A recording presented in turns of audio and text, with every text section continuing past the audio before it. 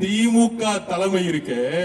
ஒரு மணி நேரம் எங்க தலைவர் வந்து 5 நிமிஷம் பேசுனதுக்கே கொளத்தூர் தொகுதியில தோத்த கட்சி உங்களுடைய திராவிட முன்னேற்ற கழகம். எங்க கட்சியை பேசுறதுக்கு எந்த விதமான சொல்லவில்லை. முதல்ல வெற்றி பெற்ற நாங்க அமைதியா இருக்கிறோம். அமைதியா இருக்கிறோமா இல்லையா? இந்த 30 நாள் எங்கேயாச்சும் ஏதாவது தலக்கணம் வந்து நமக்கு துமுறு வந்து எங்கேயாச்சும் ஒரு கூட்டம் போட்டு நம்ம தலைவர் எங்கேயாச்சும் ஒரு கூட்டம் போட்டு ஏதாச்சும் பேசணுமா? நாங்க வெற்றி பெற்று நேரா நிர்வாகத்துக்குள்ள போயிட்டோம். 50 வருஷ பிரச்சனை, எங்க பார்த்தாலும் ஊழல், இதை தவிர எதுவும் தெரியல. அதை சரி செய்யறது வேலையை செஞ்சுட்டு இருக்கோம். ஆனா திருப்பி டெய்லி மீட்டிங் போட்டு நம்மளுடைய வெற்றியை வந்து ஒரு கேவலமா பேசுறது. தமிழக வெற்றி கழகத்துடைய வெற்றி தமிழக வெற்றி கழகத்துக்கு அல்ல. தமிழக வெற்றி கழகத்துடைய வெற்றி பெண்களுக்கான, இளைஞர்களுக்கான வெற்றி. அந்த வெற்றியை நீங்க கொச்சைப்படுத்தினா பெண்களை கொச்சைப்படுத்தியதா அர்த்தம். அப்ப அதுக்கு பதில் கொடுக்கணுமா வேணாமா? அதனால பொதுச்செயலாளர் அண்ணன்ட்டையும் எங்களுடைய தலைவர் அண்ணன்கிட்டையும் ஒரு பர்மிஷன் வாங்கிட்டு திருப்பியும் திமுகவுக்கு ஒரு பதிலடி கொடுப்போம். திருப்பியும் சொல்லிட்டேன், அமைச்சரா வரல, தமிழக வெற்றி கழகத்தோட தொண்டரா வந்திருக்கேன். தொண்டனுக்கு பேசுறதுக்கு உரிமை இருக்கா இல்லையா? இருக்கா இல்லையா?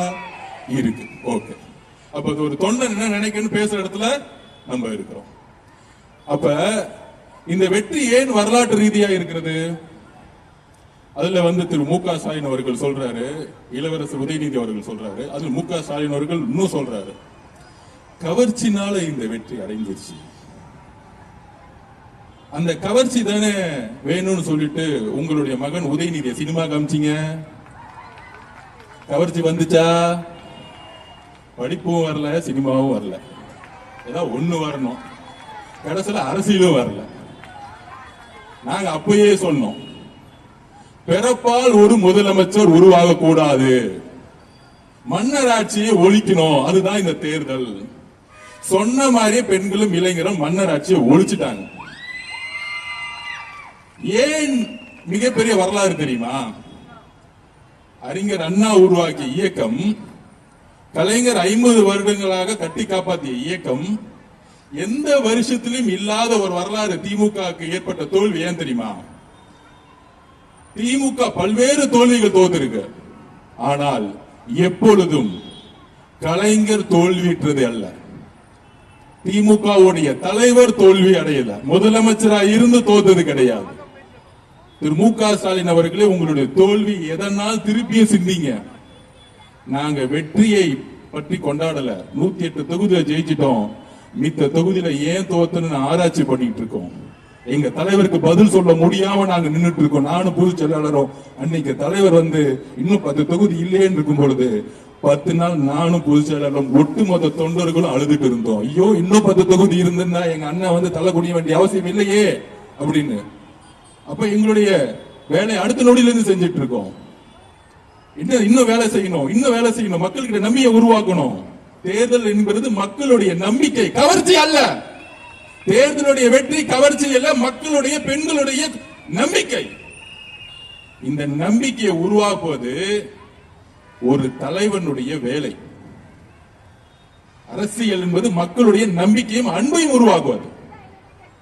அப்ப இந்த தேர்தல்ல திமுக தலைவராக இருக்கக்கூடிய மு.க. ஸ்டாலின் அவர்கள் தோத்தாரு, திமுகவுடைய பொதுச் செயலர் திரு துரைமுருகன் அவர்கள் தோத்தாரு, ஒரு சாதாரண இளைஞர்களிடம் தோத்தார் திமுகவுடைய பொதுச் செயலாளர். அதற்கப்புறம் திமுகவுடைய பொருளாளருடைய மகன் தோல்வியுற்றார். அப்ப திமுகவுடைய தலைவர், பொதுச் செயலாளர், பொருளாளருடைய மகன் தோல்வியுற்ற ஒரே தேர்தல் 2026. இதை சாத்தியப்படுத்தியது எங்களுடைய தலைவர் திரு சி. ஜோசப் விஜய் அவர்கள். இதை எந்த தலைவராலையும் செய்ய முடியல. இது கவர்ச்சிக்கானது இல்லை. திரு மு.க. ஸ்டாலின் அவர்கள் அப்படி நினைச்சிருந்தா நினைச்சுக்கோங்க. தமிழக வெற்றி கழகத்திலும் எங்களுடைய தலைவர் அவர்களையும் அண்டர் எஸ்டிமேட் பண்ணிக்கிட்டே இருங்க. ஒரு 4 இளைஞர்கள் இருக்காங்க, அவ்வளவுதான். கட்சி கட்டமைப்பு இல்ல. கட்சி கட்டமைப்போட இருக்காங்களா? பூத் இருக்காங்களா? எலெக்ஷன் அன்னைக்கு 75,000 பூத்துல 75,000 பூத்துலயும் அதுலயும் பாதி பூத்துல 60% பெண்களோட பிஎல்ஐயோட 12 மணி வரைக்கும் அந்த மிஷின் லாரியில ஏற வரைக்கும் வெயிட் பண்ணி கவுண்டிங் ஏஜென்ட் வரைக்கும் இருந்தது தமிழக வெற்றி கழகம். முடிஞ்சா திரு மு.க. ஸ்டாலின் அவர்களே, உங்களை சுத்தி இருக்கிற 10 பேரை வெளியே அனுப்பிச்சிட்டு ஃபீல்டு என்னன்னு முத போய் கத்துக்கோங்க. அதுதான் நான் சொல்ல முடியும். இன்னொரு டேட்டாவையும் சொல்றேன். கிட்டத்தட்ட 6 மாவட்டத்துல திமுக 6 மாவட்டத்துல ஒவ்வொரு பூத்துலயும் 25 பேர் இருக்குன்னு சொன்னாங்கல்ல. ஸ்டாலின் வருகிறார், ஒவ்வொரு வீட்டுக்குள்ள நுழைகிறார், பிஎல்ஏ மீட்டிங் போட்டாங்கன்னு. 6 மாவட்டத்துல சில பூத்துக்கள்ல 10 ஓட்டு கம்மியா திமுக வாங்கியிருக்காங்க. உங்ககிட்ட பிஎல்ஏ ஓட்டு இருந்தா அட்லீஸ்ட் 25 ஓட்டு வாங்கியிருக்க மாட்டீங்க. அப்ப அவரை சுத்தி ஒரு பிம்பம் மு.க. ஸ்டாலின் அவர்களுக்கு ஒண்ணும் தெரியுது இல்ல, ஒரு பிம்பத்தை உருவாக்கிறாங்க. இதெல்லாம் கவர்ச்சி. அதுக்கெல்லாம் காரணம் இன்ஸ்டாகிராம். இன்னும் ஒரு 75 வருஷ கட்சியோடைய ஒரு தலைவர் பேசுறாரு பாத்தீங்களா? தேர்தல் அரசியல்ல தோல்விட்டது காரணம் இன்ஸ்டாகிராம். அப்ப நம்ம ஒரு ஐடியா கொடுப்போம். அந்த இன்ஸ்டாகிராம் ஓனர் பாம்பேல இருக்காரு, அவர் எடுத்துட்டு திமுக கட்சியில சேர்த்துக்கோங்க. பேஸ்புக் ஓனர் எடுத்து திமுக கட்சியில சேர்த்துக்கோங்க. வாட்ஸ்அப் ஓனர் எடுத்து திமுக கட்சியில சேர்த்துக்கோங்க. திருப்பி திமுக 200 தொகுதியில் ஜெயிச்சிரும். அந்த 200 சொல்லட்டும், அதான் நமக்கு நல்லது. எப்பயுமே 200 தொகுதியில் வெல்வோம், 200 தொகுதி வெல்வோம், மக்கள் சைபர் கட் பண்ணி 20 தொகுதியில் ஜெயிச்சிருவாங்க. அப்படிதான் அனுப்புவாங்க. இன்னும் ஒரு தோல்விற்ற பிறகு வெற்றி அடைந்த நம்பல் மக்களுக்கான திட்டங்கள்ல ஒவ்வொரு நாளும் முதலமைச்சருடைய கட்டளைப்படி வழிகாட்டுதலின்படி போக்கஸ் பண்ணிட்டு இருக்கோம். ஆனா மைக் இருக்குன்னு திடீர்னு இளைஞர்ல ஜென்சி மீட்டிங்கா. தேங்க்யூ தலைவா. ரோடு பிளாக் ஆயிடும் நினைக்கிறேன். திடீர்னு ஜென்சி கூட்டம். இதே எலெக்ஷன் முன்னாடி ஜென்சின்னு சொல்லும் போது அதுக்கு வேற பேர் வச்சுட்டாங்க. ஜென்சியா? இவங்களுக்கு எல்லாம் என்னப்பா தெரியும்? 15 வயசு பசங்க, ஸ்கூல் போக சொல்லுங்க பசங்களை. ஆனா இன்னைக்கு ஜென்சி கூட்டத்தை போட்டுட்டு அதுல உட்கார்ந்து இருக்கிறவங்க எல்லாம் 60 வயசு. மேடை பேசவங்களுக்கு ஸ்கிரிப்ட் கொடுத்துட்டாங்க. பாவம் சின்ன பசங்க. அதுல இன்னொரு அக்கத்தைய சொல்றேன். என்கிட்ட கேட்டாங்க, அண்ணா நம்ம அறிவாலயம் பக்கம் ஜென்சி கூட்டம் போடுறாங்க, நாங்களும் கொஞ்சம் போயிட்டு வந்துடுறோம்னா ஒரு 1500 ரூபாய் கொடுக்குறாங்க. ஒரு தாட்டி வில்லிவாக்கத்துல நான் பிரச்சாரம் பண்ணிட்டு இருந்தேன். ரோடா ஒரு 20 பேரை கொடி பிடிச்சி அமைச்சிட்டு இருந்தாங்க. அதுல பாதி பேர் பெண்கள். என் வண்டியை பார்த்துட்டு திடீர்னு கொடியை போட்டுட்டு லாஸ்ட் எலெக்ஷனுக்கு ஒரு நாள் பண்ணி, அண்ணா ஒரு நாளைக்கு 2000 ரூபாய் கொடுக்குறாங்கண்ணா, நான் அப்படி போயிட்டு வந்துடுறேன், ஓட்டு உனக்கு தானே. நான் அன்னைக்கே நினைச்சேன் வில்லிவாக்கத்துல திமுக கொடி வச்சிட்டு இருக்கக்கூடிய நம்ம பெண்களை காசு கொடுக்குறாங்கன்னு 2000 ரூபாய் கொடுக்குறாங்க, போயிட்டு வந்துடுறேன். நான் ஜென்சி கூட்டத்துல பாதி பேர் நம்ம கூட்டம். ஆனா ஒரு 1500 ரூபாய் கொடுக்குறாங்க, நான் போயிட்டு வரேன். நான் சொன்னேன், போயிட்டு வாங்க தம்பி, உள்ள என்னதான் பேசுறாங்கன்னு கேட்டுட்டு வாங்க அப்படின்னு சொன்ன உடனே அந்த பிரச்சாரத்தை நடத்துற என்ஆர் இளங்கோ அவரு நம்ம முதலமைச்சர் பேர் சொல்ல எல்லாம் கைத்தட ஆரம்பிச்சுட்டாங்க. இதுதான் திமுக இருக்கக்கூடிய ஜென்சி கூட்டம். அதுல 4 சின்ன பசங்களை பேச வச்சுட்டு ஏதாவது நல்ல கருத்தா பேச வச்சா பரவாயில்ல.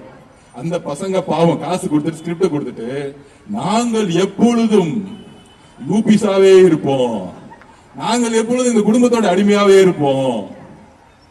இத தூக்கி தானே இங்க தலைவர் வந்தாரு, நாங்க வந்தோம்.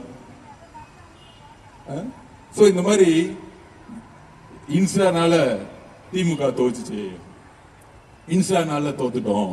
திடீர்னு திமுக காரங்களா இன்ஸ்டாக்குள்ள போய் கண்ட பாட்டை பாடிக்கிட்டு இந்த மாதிரி திமுக ஒரு 4வது ஜெனரேஷன்ல இப்படி ஒரு அழிவை நோக்கி போகுமாங்கிறது எனக்கே வருத்தமா இருக்கு. பார்க்கவே பரிதாபமா இருக்கு. இவங்களை ஏத்து எப்படி பேசுறதுங்கிறதே இப்ப புரியல. அதுல அவங்க சொல்றாங்க, அதுல ஒருத்தர் யாரு திமுக பொருளாளராக கூட பையன், அது ஒரு பண்ணையாரு, மன்னார்குடியில தோத்தவர், திமுகவை எந்த கொம்பனாலும் அழிக்க முடியாது சொல்லி சிரிச்சுக்கிறாரு. தம்பி, மன்னார்குடியில தோத்து நிக்கிறேன்னு ஒரு வருத்தம் இருக்கா? மன்னார்குடியில தோத்துட்டேன்னு ஒரு வருத்தம் இருக்கா? எந்த கொம்பனாலும் அழிக்க முடியாத நீங்களே தோத்துட்டு நின்றுட்டு இருக்க. மன்னார்குடியில அவுட்டு, பொதுச் செயலாளர் அவுட்டு, தலைவர் அவுட்டு. இதுக்கு மேல என்ன கொம்பனால அழிக்க முடியாது? அதாவது அவங்க சொல்லிக்கிறாங்க, நீங்களும் அழிக்க வேணாம், நாங்களே அழிச்சுக்கிறோம். நாங்களே பேசிக்கிறோம்.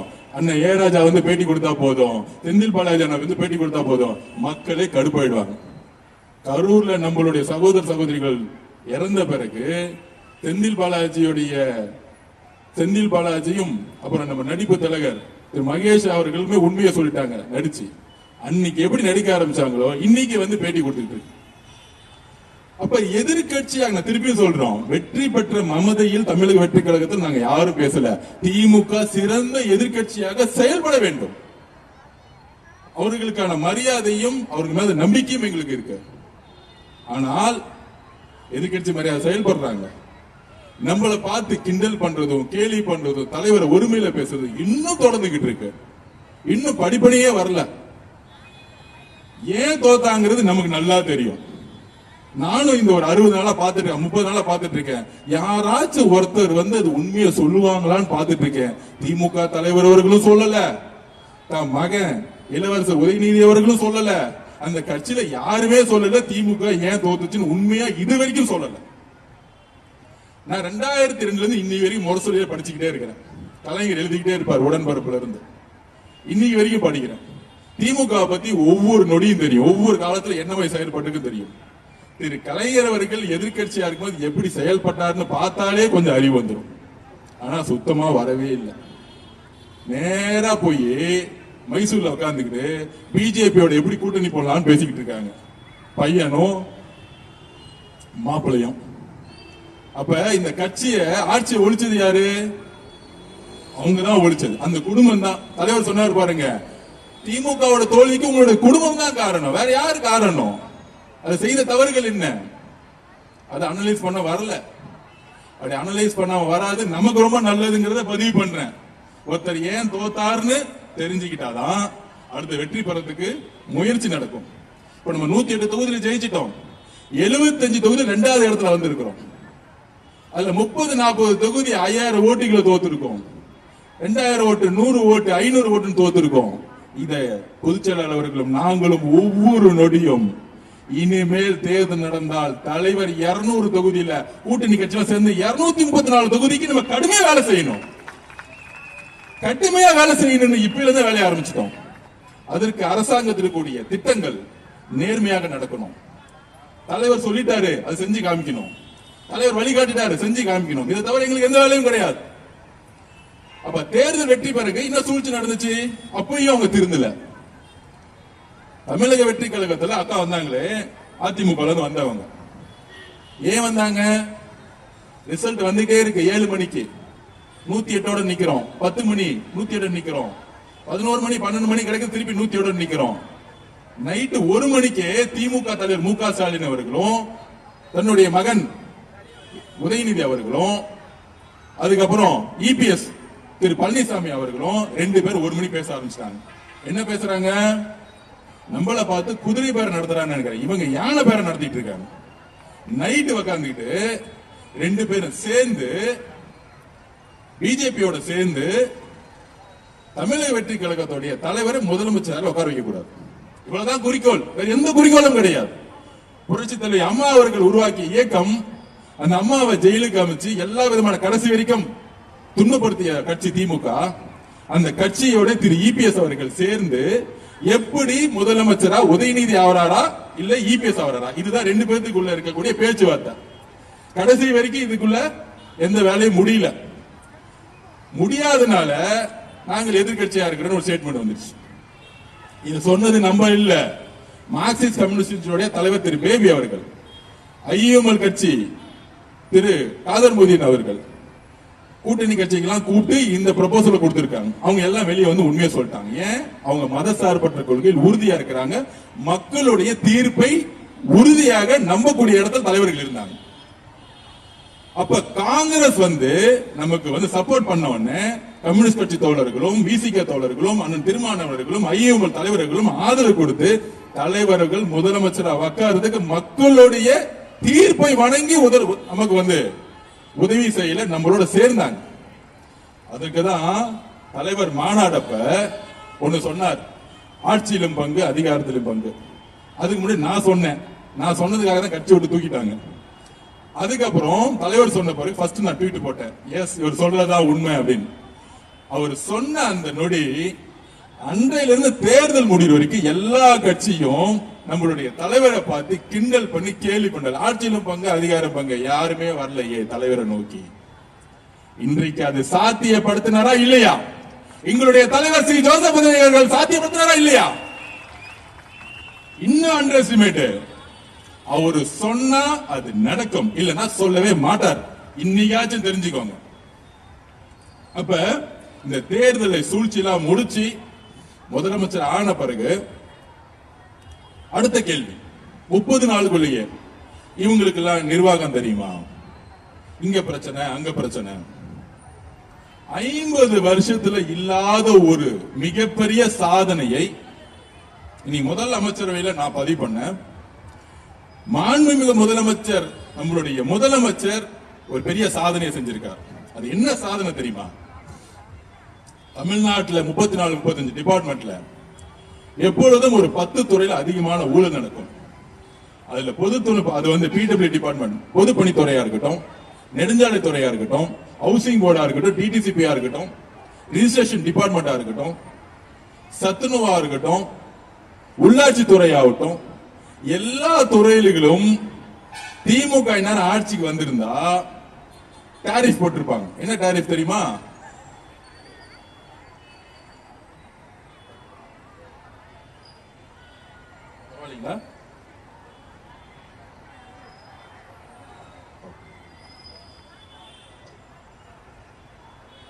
ஓகே ஓகே, கொஞ்சம் ஓரமா வந்துருக்கு, உள்ள வந்துருங்க எல்லாரும், உள்ள வந்து.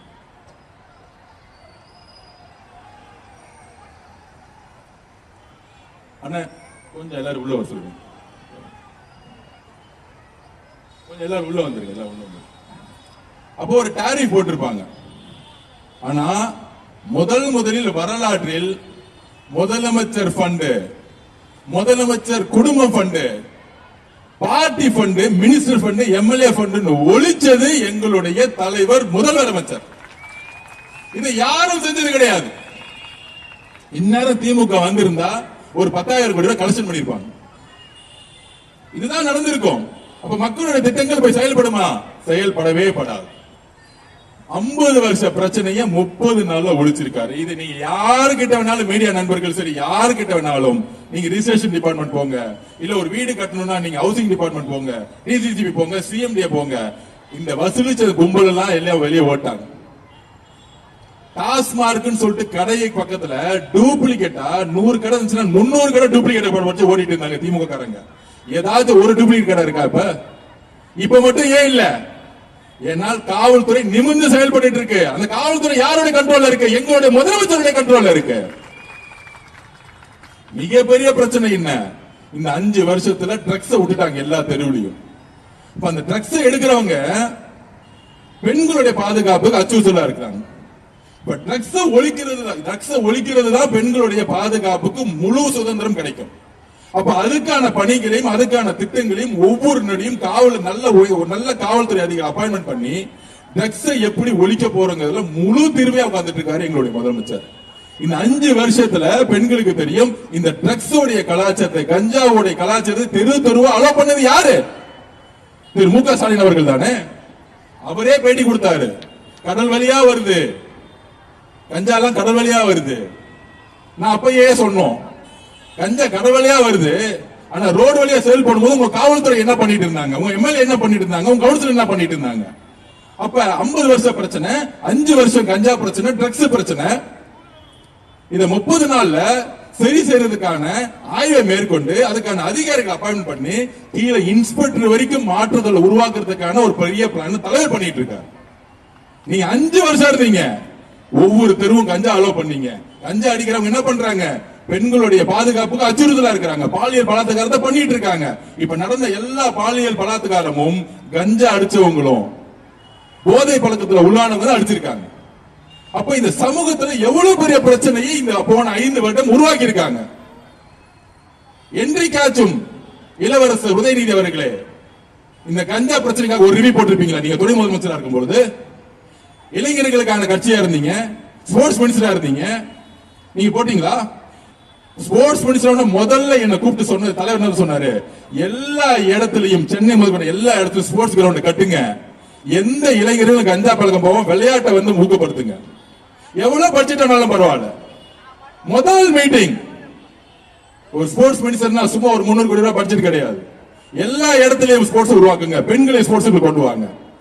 நாங்க ஓடிக்கிட்டு இருக்கோம், செயல்ல உட்கார்ந்துகிட்டு இருக்கோம்.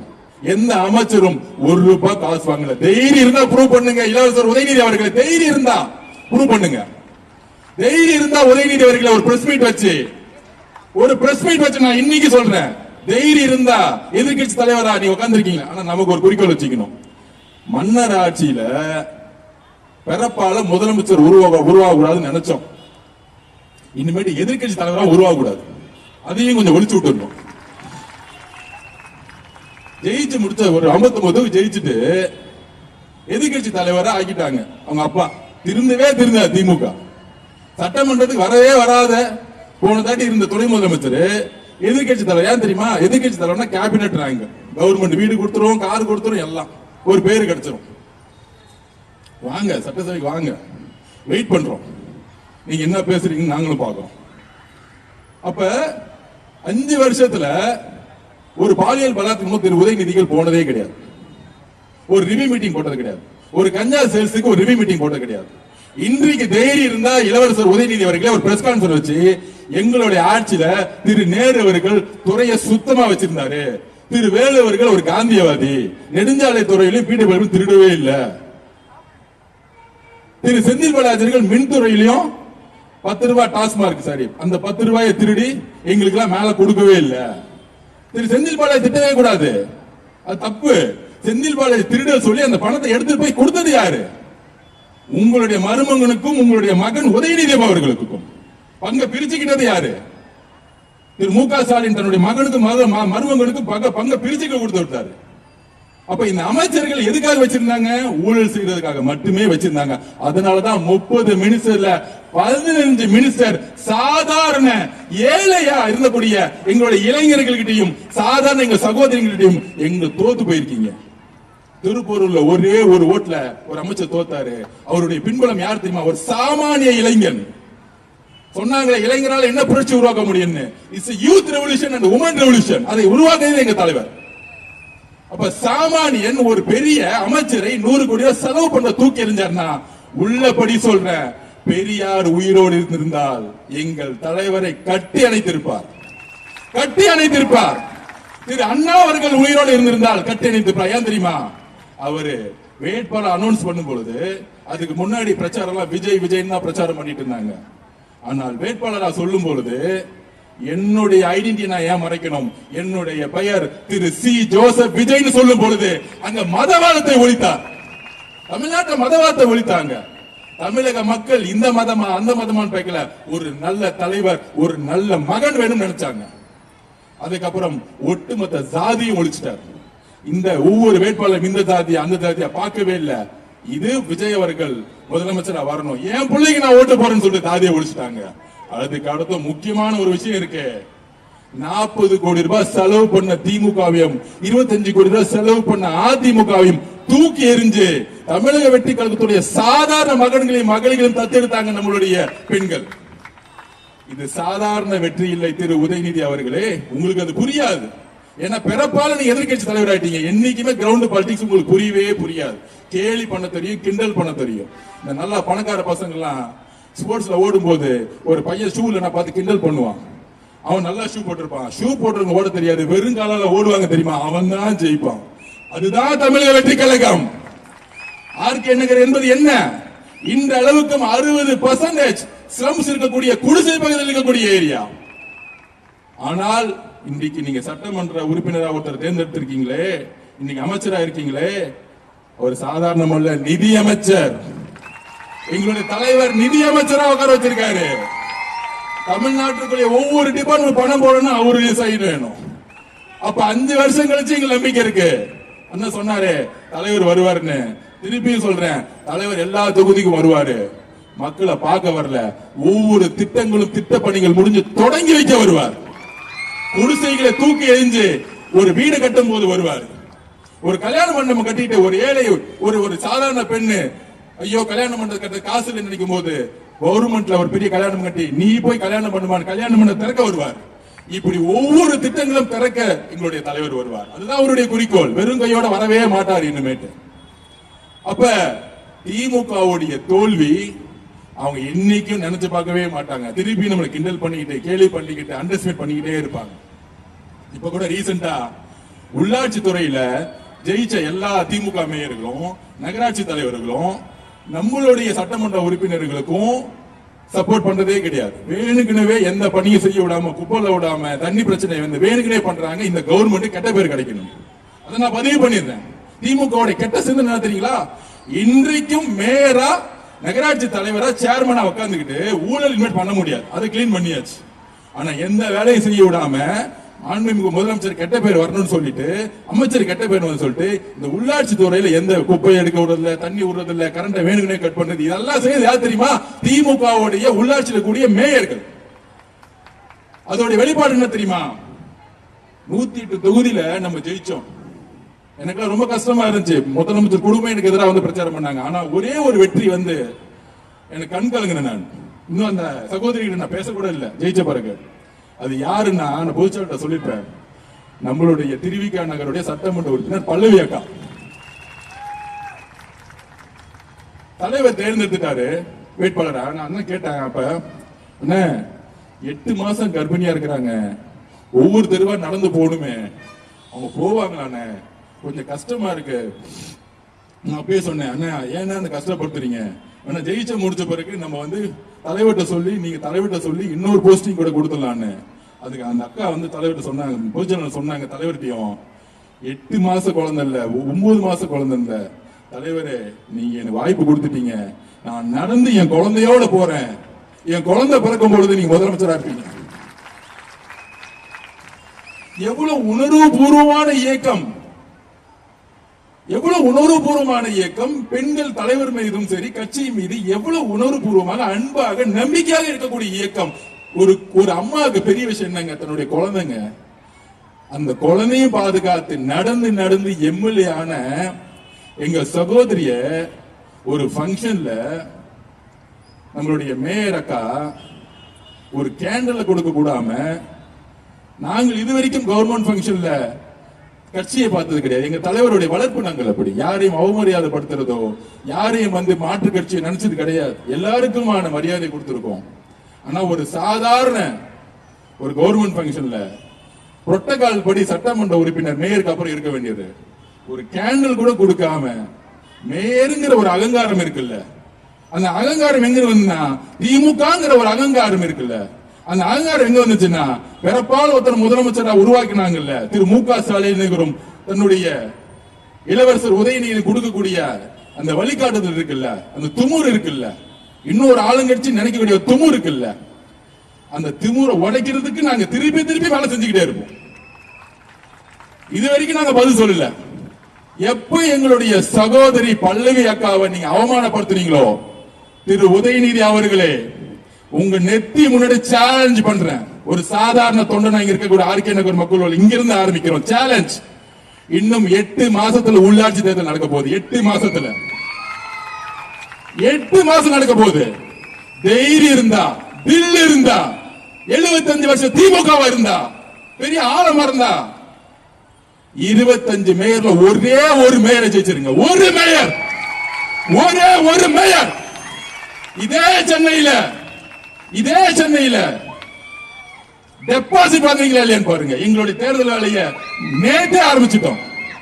எங்க அவமானப்பட்டார்களோ, எங்களுடைய பல்லவி சகோதரி எங்க அவமானப்பட்டார்களோ, அந்த நொடியே நாங்கள் தேர்தல் வேலையை ஆரம்பிச்சிட்டோம். உங்களுக்கு பதில் கொடுக்கிறதுக்கு அடுத்த உள்ளாட்சி தேர்தல் ஒரே ஒரு மேயர் ஜெயிச்சிருங்க. அப்ப நான் ஒத்துக்கிறேன், நீங்க திமுக யாரால அசைக்க முடியாதுன்னு. ஒரு மேயர். இது நேரடியா எதிர்த்து ஸ்ட்ரெயிட்டா நெத்திய பார்த்து பின்னாடி பார்த்து பேசுறது இல்ல. உதயநிதியோட முகத்துக்கு நேரா என் கையோடைய சுண்டு விரல வச்சு காமிக்கிறேன். ஒரு மேயரை நீங்க ஜெயிச்சு காமிச்சிருங்க. ஏன் இந்த கோபம் வருதுன்னா, சாதாரண தலித் குடும்பத்திலிருந்து பிறந்து வந்த எங்க சகோதரி 8 மாச கர்ப்பிணி பெண்ணா இருந்து நடையா நடந்து ஜெயிச்சு முடித்த 30 நாள்ல டெலிவரி பண்ண எங்க அக்காவை குழந்தை வீட்டுல வந்துட்டு அரசு நிகழ்ச்சி எங்க தலைவர் எதுவும் நினைச்சு கூடாதுன்னு வந்த ஒரு பெண்ணை எங்களோட சகோதரி அவமானப்படுத்திட்டீங்களா, அங்கிருந்து எங்களுடைய கோபம் உருவாயிருச்சு. திமுக எந்த காலத்திலும் பெண்களை மதிக்காதற்கு இங்க இருக்கக்கூடிய மேயர் அவர்களே சாட்சி. ஒரு பெண் இன்னொரு பெண்ணை மதிக்காத காரணம் திமுகவுடைய வளர்ப்பு, திரு மு க ஸ்டாலின் அவர்களுடைய தோல்வி, திரு உதயநிதி அவர்களுடைய கேவலமான சிந்தனைகள். இதுல இருந்து நீங்க கட்டமைப்பை மாத்தலனா எந்த காலத்திலும் ஜெயிக்க முடியாது. அப்படியே சொல்றேன், திரு மு க ஸ்டாலின் அவர்கள் தான் கலைஞர் குடும்பத்துடைய கடைசி முதலமைச்சர். எழுதி வச்சுக்கோங்க, கடைசி முதலமைச்சர். இன்னொரு முதல்வர் கருணாநிதி குடும்பத்திலிருந்து உருவாக முடியவே முடியாது. தமிழக மக்கள் எங்களுடைய தலைவர் இருக்கிற வரை உங்க கருணாநிதி குடும்பத்திலிருந்து ஒரு முதலமைச்சர் உருவாக முடியவே முடியாது. அதுக்கப்புறம் கூட்டணி கட்சிகளை அசிங்கமா பேசுறது, அசிங்கமா காங்கிரஸ் அசிங்கமா பேசுறது. அதாவது தேர்தல் முடிஞ்ச உடனே அவங்க கிட்ட சொல்லிட்டு போலையாம், பர்மிஷன் கேட்டு போலையாம். இதுதான் பண்ணையார் மனத்தாண்மை. அவங்க ஒவ்வொரு கட்சி உயர்நிலை பொலிக்கூடு போட்டு மக்களுடைய தீர்ப்பை வரவேற்று சப்போர்ட் பண்றாங்க காங்கிரஸ். அதுல அதிகப்படியான விமர்சனம் எங்க தெரியுமா? விசிகே தலைவரை பார்த்து, இன்னொன்னு ஐஎம்எல் தலைவரை பார்த்து. நான் ஒண்ணு பதிவு பண்றேன், 35% வந்து நம்ம தனியா எடுத்தோம், 30 கோடி செலவு பண்ணல, கூட்டணி கிடையாது, தலைவரை பிரச்சாரம் பண்ண உள்ள. நம்மளுடைய வேட்பாளர்கள் ரொம்ப ரொம்ப ஏழ்மையான குடும்ப பெண், ஏழ்மையில இருந்து வந்தவங்க இளைஞர்கள். நம்ம 35% எடுத்துட்டோம். 31% திமுக. எப்ப 26 கட்சி கூட்டணியோட 40 கோடி ரூபாய் செலவு பண்ணி 30 அமைச்சர்கள் நாடாளுமன்ற உறுப்பினர்கள் பிரச்சாரத்துக்கு பண்ணி 31% எடுத்துட்டு அதுல திமுக மட்டும் 23, 24, 25% மேல எடுக்கல. அப்ப 26 கட்சி கூட ஓட் பேங்க் வச்சுக்கிட்டு 31% எடுத்தது தோல்வி கிடையாதான். நம்மளுடைய வெற்றி வந்து நிலைச்சு நிக்காதான். அவங்க அப்படியே நினைக்கிட்டோம், திமுக அப்படியே நினைக்கிட்டோம். நம்ம 35 அடுத்து 55% வேலை பார்ப்போம். அதுதான் நம்மளுடைய அடுத்த குறிக்கோள். அப்ப விசிகே பார்த்து சொல்றாங்க, எங்களை மதிக்கவே இல்லை, எங்களை சொல்லாம போயிட்டாங்க. அதாவது இந்த மாமன்னன் படம் வருது பாத்திருக்கீங்களா? மாமன்னன் படம் ஒன்று பார்த்திருப்பீங்க. அதுல அந்த புள்ளதான் நடிச்சிச்சு. அதுல வடிவேலு சார்ல உட்கார இருப்பார். அதாவது அதுல என்ன கருத்து தெரியுமா? அவர் வந்து ஒரு தலித்தா இருப்பார், ஆனா எம்எல்ஏவும் இருப்பார். அந்த ஆளக்கூடிய ஒரு வர்க்கம் நம்ம உதயநிதி மாதிரி முன்னாடி உட்காரக்கூடாதுன்னு சொல்லி வச்சிருக்கோம். அந்த சேருங்கிறது ஒரு அதிகாரம். அம்பேத்கர் என்ன சொல்லுவாருன்னா, தீண்டாமை என்பது என்னன்னா, ஒரு சாமானியன் ஒடுக்கப்பட்டவன் அதிகாரத்துக்குள்ள வரணும்னு நினைக்கும் பொழுது ஒரு ஆளுங்கட்சியா இருக்கக்கூடிய மனப்பான்மை, நீ எல்லாம் அதிகாரத்துக்கு வரலான்னு ஒரு எண்ணம் வரும். பாத்தீங்களா? நீ ஒரு பெண், நீ எல்லாம் எம்எல்ஏ ஆகலாமா? நீ ஒரு பெண், நீ எல்லாம் மினிஸ்டர் ஆகலாமா? நீ ஒரு சாதாரண குடும்பத்துல ஒரு ஆட்டோ ஓட்டக்கூடிய மகள், ஒரு விவசாய குடும்பத்துல வந்தவங்க, நீ எல்லாம் எம்எல்ஏ ஆகலாமா? நீ எல்லாம் எம்எல்ஏ ஆகலாமான்னு இந்த பணக்காரர் உட்காரத்துல உட்கார்ந்துக்கிட்டு இந்த உதயநிதி மாதிரி இருக்கக்கூடிய பரப்பால் அதிகாரத்தில் இருப்பாங்க பாத்தீங்களா? அவங்க எல்லாம் கேள்வி கேட்டுட்டே இருப்பாங்க. அப்ப நம்மளுடைய தலைவர் அதிகாரத்தை ஆட்சியில் அதிகாரம் சொன்ன மாதிரி, அம்பேத்கர் சொன்ன மாதிரி அதிகாரத்துக்குள்ள நீ வரணும்னா ஒரு ஆதிக்கத்தில் இருக்கிறவங்க குரல் கொடுப்பாங்க. அந்த மாமன் படத்தோட சீன் அப்படிதான் இருக்கும். அப்படி வந்து உக்காரலாம் நினைக்கும் பொழுது அந்த ஒரு வில்லனா இருக்கக்கூடியவர், ஆதிக்க சக்தி, ஆதிக்க மைண்ட் செட் இருக்கவர், நீ எல்லாம் உட்காரக்கூடாது என் முன்னாடி, உட்கார்ந்தா அவன் அடிப்பன்னு சொல்லக்கூடிய மனநிலை தான் இப்ப திமுக. விடுதலை சிறுத்தைகள் கட்சியோடைய குறிக்கோள் என்ன? அந்த கட்சி அதிகாரத்துக்கு வரணும். திமுக வந்து காலம் முழுசும் அடிமையா இருக்கிறது அவங்களுடைய குறிக்கோள். அப்ப அவங்களுக்கு ஒரு வாய்ப்பு கிடைக்கும் பொழுது என்ன பண்ணிருக்கணும்? திமுக ரொம்ப சந்தோஷமா அமைச்சர்ல பங்கெடுத்து உங்களுடைய மக்களுக்கு சேவை செய்யுங்க. இதுதானே ஒரு மனப்பான்மை, நல்ல மனப்பான்மை. அந்த எண்ணம் வரல, அவங்க அதிகாரத்துக்குள்ள போயிட்டாங்களாம். உடனே கேவலமான தலைவர் பேசுறது, அந்த கட்சி தொண்டர்களை பத்தி பேசுறது. அதுக்கப்புறம் ஐஎம்எல் தலைவர், அவருக்கு 90 வயசு ஆயிடுச்சு. இவங்களோட 60 வருஷம் கூட்டணியில் இருந்தாங்க. காங்கிரஸோட கேரளா இருக்க தலைவருக்கு ஒண்ணு சேர்ந்ததுனால இங்க நீங்க ஜனநாயக சக்தி டிவிக்கோட சேர்ந்துக்கோங்க, அமைச்சர்களை பங்கெடுத்துக்கோங்க. இஸ்லாமிய தோழர்கள் ஒரு கட்சியாக காகிதம் இல்லத்துக்கு அப்புறம் அமைச்சரவையில் பங்கெடுத்ததே கிடையாது. இவங்க சும்மா பேருக்கு கட்சியில ஒரு அமைச்சரை போடுவாங்க, எந்த விதமான அதிகாரம் கொடுத்ததே கிடையாது, சும்மா பேரு கொடுப்பாங்க. அப்ப ஐஎம்எல் கட்சியோட குறிக்கோள் என்ன? 60 வருஷம் 75 வருஷம் கட்சி, அவங்க ஒரு அமைச்சர் ஆகணும்னு நினைப்பாங்க. அப்ப நம்மளுடைய தலைவருடைய வெற்றி எங்க தெரியுமா முழுமை பெறுது? அவர் சொன்னார், பதவியேற்று முடியும் பொழுது ஐஎம்எல் மினிஸ்டரும் விசிகே மினிஸ்டர் திரு வன்னியரசு அவர்களும் பதவியேற்று முடிச்ச உடனே தலைவர் சொன்ன வார்த்தை என்ன தெரியுமா? தலைவரை பார்த்து, நான் முதலமைச்சர் ஆன உடனே சந்தோஷம் இல்லைங்க, இன்றைக்குதான் என் மனசு நிறைவடைதுன்னு சொன்னார். இந்த மனப்பக்குவம் 75 வருஷ கட்சியா இருக்கக்கூடிய திரு மு.க. ஸ்டாலின் அவர்கள் உங்களுக்கு இல்லையே. இங்க தலைவர் நினைச்சிருந்தா ஐயோ உங்களுக்கு கொடுக்க வேணாம், நம்ம கட்சியில இருந்து ஒருத்தர் கொடுத்திருக்கலாமே. பிசிக்கு கடைசி வரைக்கும் நாங்க வெளியிருந்து ஆதரவு கொடுக்கிறோம், மினிஸ்டர் வேணாம்னு சொன்னாங்க. எங்க தலைவர் சொன்னாரு, நீங்க 40 வருஷம் கஷ்டப்பட்டிருக்கீங்க, நீங்க தயவு செஞ்சு அமைச்சரவைக்குள்ள வந்துருங்க. ஏனென்றால் வன்னி அரசுடைய அமைச்சருங்கிறது வன்னி அரசுக்கான அமைச்சர் இல்ல, ஒட்டுமொத்த தலித் மக்களுக்கான அமைச்சர் அப்படின்னு சொன்னது எங்களுடைய தலைவர். ஐயங்களுடைய அமைச்சர் ஒரு கட்சிக்கான பிரதிநிதித்துவம் அல்ல, இஸ்லாமிய சகோதரர்களுக்கான பிரதிநிதித்துவம் சொன்னது எங்களுடைய தலைவர். இந்த மனப்பக்குவம் 75 வருஷம் அரசியல் கட்சிக்கு உங்களுக்கு இல்லையே. யாருக்கு அரசியல் தெரியல, யார் அரசியல் புரிஞ்சுக்கிட்டு இருக்கா?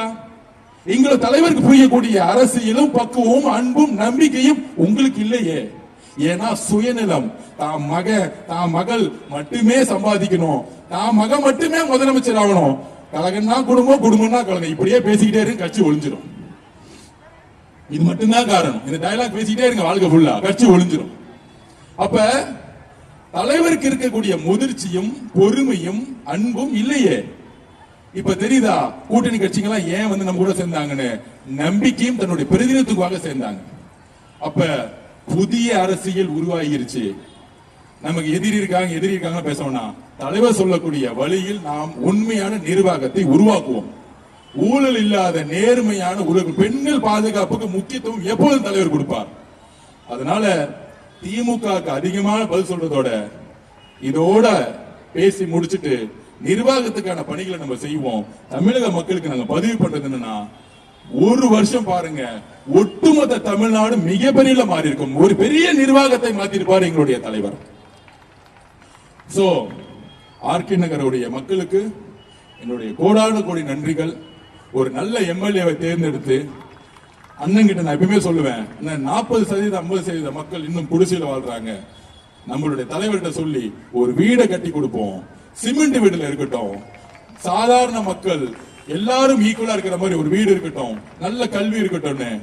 கண்டிப்பாக நிதித்துறை அமைச்சரா இருக்கவர் கண்டிப்பாக செய்வார். அவர் ஊழல் செய்ய வரல, காசு சம்பாதிக்க வரல. நாங்க எல்லாரும் சரி ஆதரவு காசு சம்பாதிக்க வரல. எல்லா தொழிலையும் தூக்கி போட்டு ஏன் என் குடும்பத்தில் இருக்க உறுப்பினர்கள்லாம் வந்து எனக்கு எதிராக வந்து பிரச்சாரம் பண்ணாலும் தனி மனிதனாக வந்து தலைவரோட சேர்ந்த பிறகு மக்கள் தான் சொல்லிட்டு கடைசி முழுசும் வாழ்க்கை முழுசும் வந்து தலைவரோட வந்து இணைஞ்சு மக்கள் பணியாக நாங்க செஞ்சுட்டு இருக்கோம். அதனால வாய்ப்பு கொடுத்ததுக்கு மிகப்பெரிய நன்றி. ஒரு பெரிய அரசியல், புதிய அரசியல் உருவாயிருச்சு. அது மக்களுக்கான அரசியல். தலைவர் எவ்வளியோ நாம் அம்பலி. தலைவர் எவ்வளி போவார்னா மக்களோட வழியில தான் தலைவர் இருப்பார், மக்களுடைய சிந்தனைகளா தலைவர் இருப்பார். பெண்கள் என்ன நினைக்கிறாங்களோ அது கண்டிப்பாக செய்வாருங்கிறத சொல்லி ரொம்ப ரொம்ப நன்றி. ரொம்ப திருப்தியா இருக்கு. இதே மேடையில 45 நாளுக்கு முன்னாடி ரொம்ப கஷ்டமான ஒரு பிரச்சார சூழ்நிலை இருந்து இன்றைக்கு உங்க முன்னாடி ஒரு நம்பிக்கையோட, நீங்க கொடுத்த ஒரு நம்பிக்கையோட பயணிக்கிறோம். உங்கள் எல்லாருக்கும் என்னோட நன்றிகளை நான் தெரிவிக்கிறேன்.